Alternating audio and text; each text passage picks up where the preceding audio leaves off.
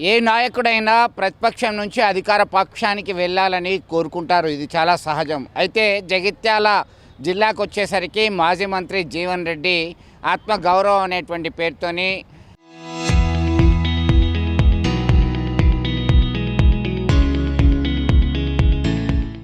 మాజీ ముఖ్యమంత్రి కేసీఆర్ని కలవడం, వారి సమక్షంలో ఈ నెల 20వ తేదీన జగిత్యాల జిల్లా కేంద్రంలో బీఆర్ఎస్ భారీ బహిరంగ సభ ఏర్పాటు చేసి మోతే ప్రాంతంలో స్థల పరిశీలన చేయడం జరిగింది.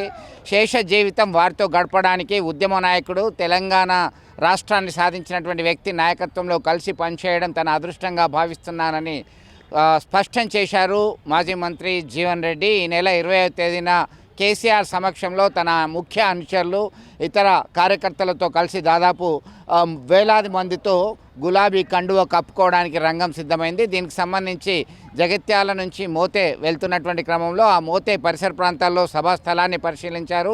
ఖచ్చితంగా రాష్ట్ర ప్రభుత్వ వైఫల్యాల్ని ఎండగడుతూ గతంలో ప్రభుత్వం చేసినటువంటి రైతు సంక్షేమ అభివృద్ధి ఫలాలను ఏ విధంగా అందించారు అనేటువంటి దాన్ని మరొకసారి ప్రజలకు చెప్పడానికి ఉత్తర తెలంగాణలో అత్యధిక ప్రభావం చూపడానికి విధంగా ఈ సభ తలపెట్టారు.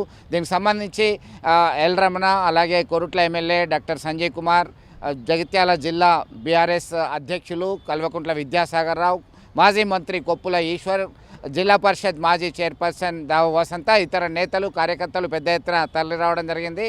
ఒకవైపు జీవన్ రెడ్డి అభిమానులు, ఆయన అనుచరులు, మరొక వైపు బీఆర్ఎస్లో చాలా చురుకుగా ఉన్నటువంటి నేతలు, కార్యకర్తలు అంతా కూడా రంగంలోకి దిగారు. దీనిలో భాగంగా ఖచ్చితంగా రాష్ట్ర ముఖ్యమంత్రి చేస్తున్నటువంటి వైఖరేంటి, ప్రజలకు అందిస్తున్నదేంటి, రైతు భరోసా ఇవ్వడంలో ఎందుకు వైఫల్యం చెందారు, ఎన్ని ఇచ్చారు, ఎన్ని బకాయిలు ఉన్నారు, రైతుకి ఏం చేస్తున్నారు, మరి ఎలా ముందుకెళ్తారు అనేటువంటి దాన్ని ప్రజలకు వివరించడానికి సిద్ధమైనటువంటి సభస్థలుగా చెప్పొచ్చు. రాష్ట్ర ముఖ్యమంత్రి వైఫల్యాల్ని ఎండగట్టడం ప్రధాన లక్ష్యము. అలాగే కేసీఆర్ ఏం మాట్లాడతాడు, బీఆర్ఎస్ అధినేత చాలా కాలం తర్వాత ఆయన సభాస్థలకి రావడము, ఆ సభలో బహిరంగ సభలో ప్రజల్ని ఉద్దేశించి ప్రసంగించడానికి రంగం సిద్ధమైంది. ఖచ్చితంగా ఈ నెల 27వ తేదీన ప్లీనరీ జరగబోతుంది బీఆర్ఎస్కి సంబంధించి. అయినప్పటికీ 7 రోజుల గ్యాప్లోనే 20వ తేదీ జగిత్యాలలో బహిరంగ సభ ఏర్పాటు చేయడం అంటే జీవన్ రెడ్డి లాంటి నేత తమ పార్టీలోకి సాధారణంగా ఆహ్వానిస్తూ బహిరంగ సభ ద్వారానే ఆయన సొంత గడ్డపైనే బీఆర్ఎస్ పార్టీలోకి ఆహ్వానించడం అనేది ధ్యేయంగా పెట్టుకొని ముందుకు కదులుతున్నటువంటి పరిస్థితి. మొత్తం మీద ఒక సంచలనాత్మకమైనటువంటి నిర్ణయాలతో ప్రజల ముందుకు తీసుకొచ్చి మార్పు రావాలి, రేవంత్ పోవాలి అనేటువంటి కాన్సెప్ట్తో ఇప్పటి నుంచే జీవన్ రెడ్డి తనదైన మొండి వైఖరితో ముందుకెళ్ళేటువంటి అవకాశాలు స్పష్టంగా కనబడుతున్నాయి. ఏ విధంగా ఈ సభని సక్సెస్ చేయాలి, ఎట్లా ఉండబోతుంది, పూర్వపు వైభవాన్ని తీసుకురావాలి బీఆర్ఎస్కి, ఉత్తర తెలంగాణలో పటిష్టమైనటువంటి కార్యకర్తల్ని పార్టీకి కలిగి ఉంది. దీనంతా కూడా మరొకసారి యాక్టివ్ చేయాలనేటువంటి దృఢ సంకల్పంతో ముందుకెళ్తున్నటువంటి పరిస్థితిని గమనించవచ్చు. ముఖ్యంగా జీవన్ రెడ్డి ఒక పార్టీకి అసెట్గా మారేటువంటి అవకాశాలు కనబడుతున్నాయని చెప్పేసి బీఆర్ఎస్ నేతలు స్పష్టం చేస్తున్నటువంటి పరిస్థితి మనం గమనించవచ్చు. ఈ నెల 20వ తేదీన జరగబోయేటువంటి బహిరంగ సభ ఏ విధంగా ఉండబోతున్నది, మాజీ ముఖ్యమంత్రి కేసీఆర్ ఏం మాట్లాడబోతారు, ఏ విధమైనటువంటి ఆయన ప్రసంగాన్ని ఇస్తారు, ఎండగడతారు.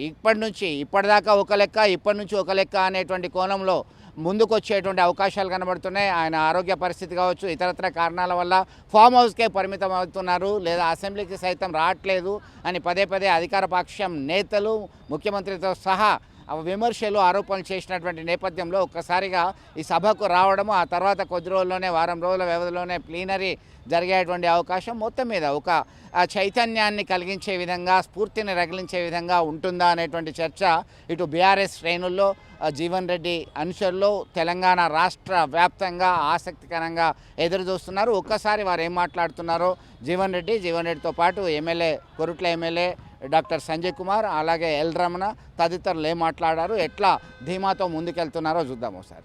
ఈ జూన్ 23 వస్తే మరి గత 2 సంవత్సరాలుగా కూడా జైత్యాల్లో, అదేవిధంగా రాష్ట్రంలో జరుగుతున్న పరిణామాలు, ముఖ్యంగా జైత్యాల నియోజకవర్గంలో మరి ఆనాడు కాంగ్రెస్ జెండా పట్టుకొని దాదాపు రాష్ట్రంలో ఉమ్మడి కరీంనగర్ జిల్లాలో కూడా మరి అసెంబ్లీలో గలమెత్తినటువంటి నాయకుడు, కాంగ్రెస్ పార్టీకి జీవం పోసి మళ్ళీ పునర్జీవం పోసినటువంటి నాయకులు మరి పెద్దలు మాజీ మంత్రివర్యులు ఈ ప్రాంతం జైత్యాల ప్రాంతంపై కూడా అణువు కూడా అనుభవం ఉన్నటువంటి నాయకులు మరి చాలా ఆవేదనకు మరి వారికి ఉన్నటువంటి ఆనాడు కాంగ్రెస్ పార్టీ గౌరవాన్ని కాపాడిన నాయకుడు, ఆ నాయకునికి గౌరవం దక్కకపోవడం ఒక పక్క అయితే, మరి నిరంతరం కూడా ప్రజల మధ్యలో ప్రజల సమస్యల కోసం పోరాడేటువంటి అంకిత భావం కలిగినటువంటి జీవన్ రెడ్డి గారు మరి ఆ మర్యాద దక్కకపోవడం, తనతోటి ఉన్నటువంటి కార్యకర్తలకు కూడా సమన్యాయం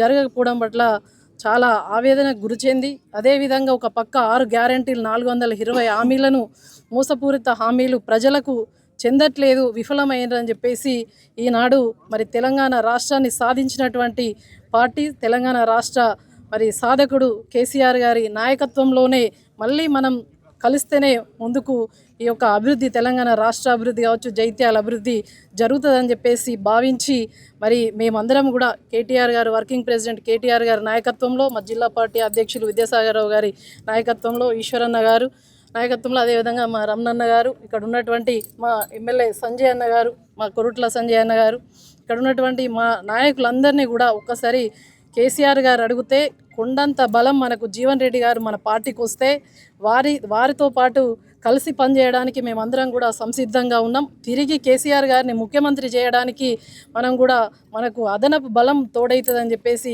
చెప్పడం జరిగింది.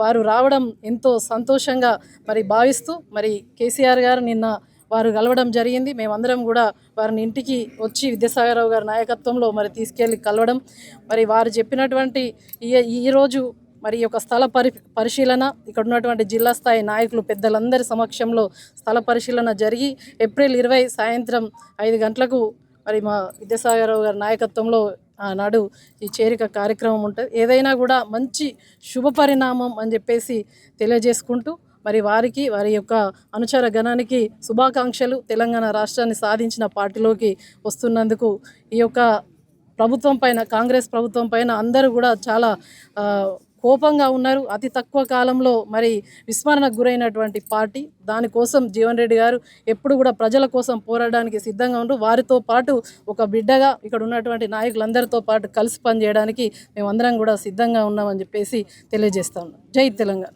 ప్రిలిమినరీకి ముందుగానే ముఖ్యంగా ఉత్తర తెలంగాణ ప్రాంతంలో బీఆర్ఎస్ పార్టీ బలోపేతం ప్రధాన లక్ష్యంగా ఎంచుకొని ఇలా బీఆర్ఎస్ పార్టీ అధ్యక్షులు, నాయకులు కేసీఆర్ గారు ఏదైతుందో వారు జగిత్యాలో సభ నిర్వహింపచేయడానికి సుముఖత వ్యక్తం చేయటం, వాళ్ళందరం కూడా హర్షం వ్యక్తం చేస్తున్నాం.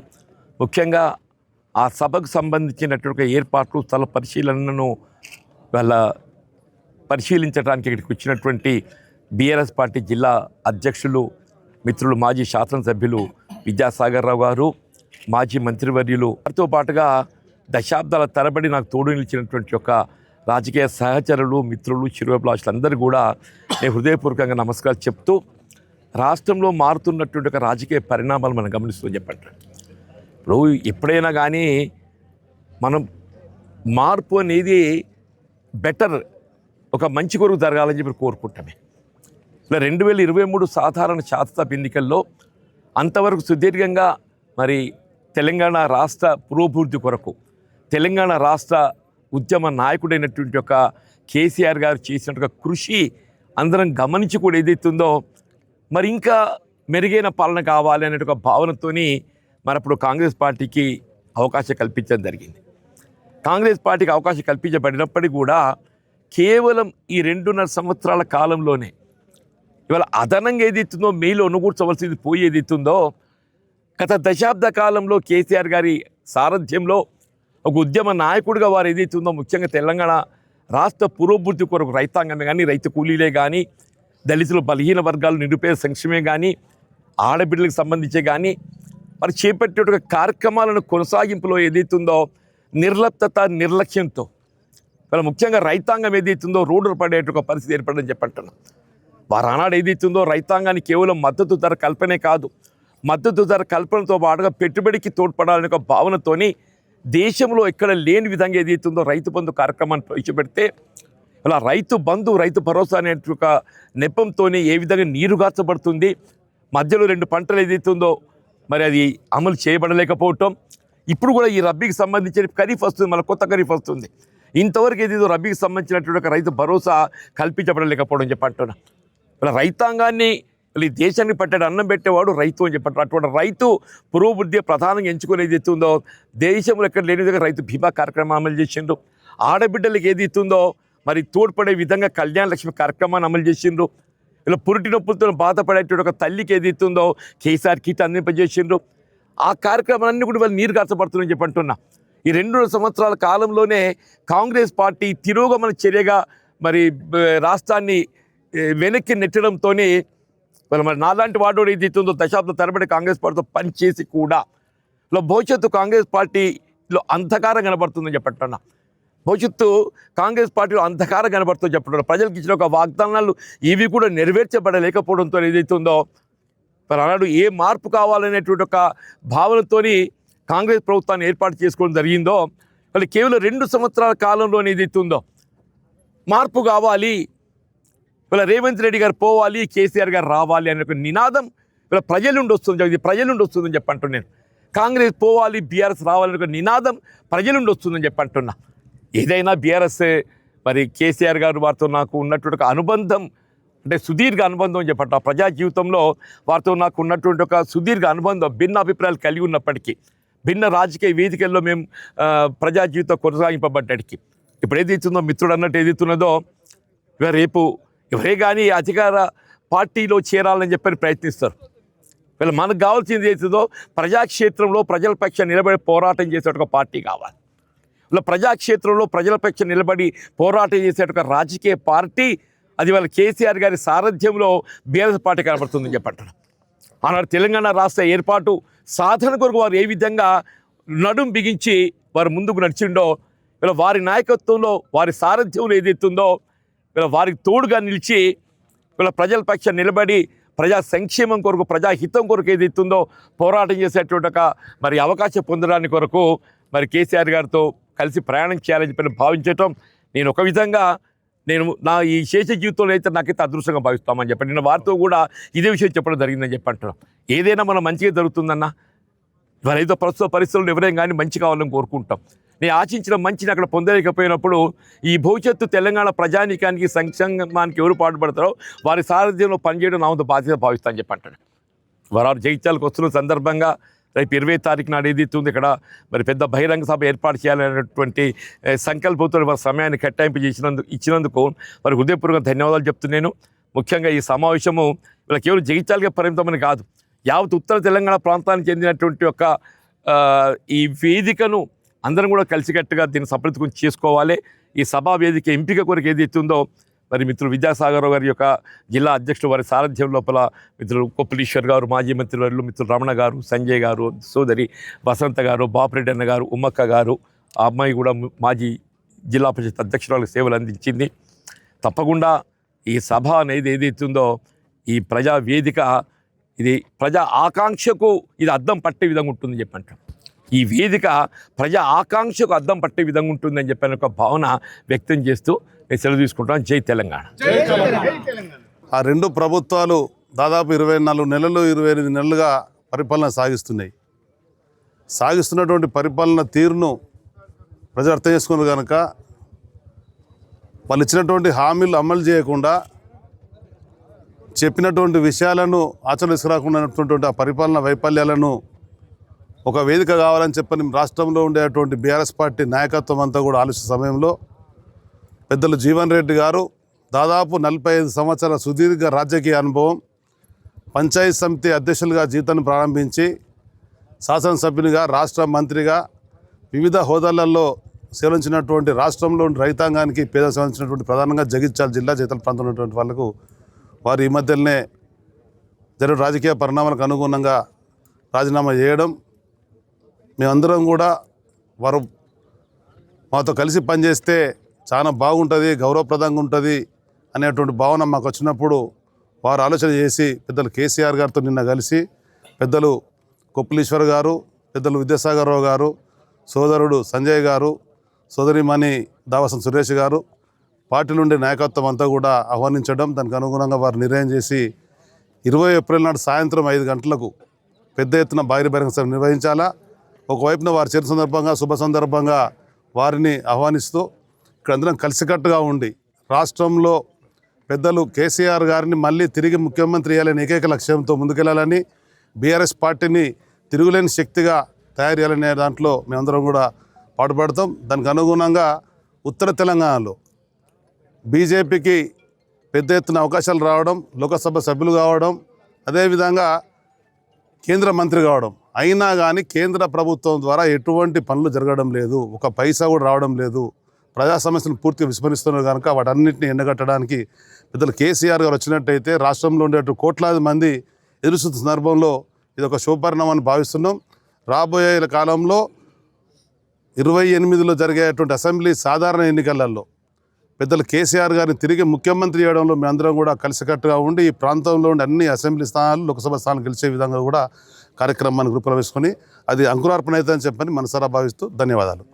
అధికార దాహంతో ఈ కాలంలో పార్టీలు మారుతున్న నాయకుల్ని చూసిన, కొత్తగా రాజకీయాల్లోకి వచ్చిన, అధికారం కోసం అధికార పార్టీలోకి పరిగెడుతున్న నాయకుల్ని చూసిన, అలాంటి సమయంలో ఏ రోజు కూడా అధికారం కోసం పరిగెట్టకుండా కేవలం ప్రజల కోసము ప్రజాసేవ చేసినటువంటి నాయకుడు జీవన్ రెడ్డి గారు ఇవాళ ప్రజాసేవకి అంకితమైనటువంటి కేసీఆర్ గారితో జతగలవడం ఈ జిల్లాకే కాదు ఈ రాష్ట్రానికి కూడా గొప్ప శుభపరిణామం ఇది. ఈ మధ్య చూస్తూ ఉన్నాం, మొన్న కౌన్సిల్ ఎలక్షన్లు కానీ సర్పంచ్ ఎలక్షన్లు కానీ దగ్గరగా చూసిన ఆ ఎలక్షన్లలో ఒక్కొక్కరు గెలవడానికి పాపం పడని కష్టం లేదు, పెట్టని ఖర్చు లేదు, వాళ్ళ ఆస్తులు తాకట్టు పెట్టుకొని అన్నీ చేసుకొని ఒక్కొక్కరు కౌన్సిలర్ కూడా ₹1,00,00,000 ఖర్చు పెట్టిన ఈ కాలంలో ఇప్పటి వరకు 45 ఏళ్ళు 46 ఏళ్ళ రాజకీయ జీవితంలో ఇంకా అదే బల్ల కుర్చీ మీద కూర్చొని అదే హుందాగా రాజకీయం చేస్తున్నటువంటి జీవన్ రెడ్డి గారు మా పార్టీకి రావడం గొప్ప పరిణామం.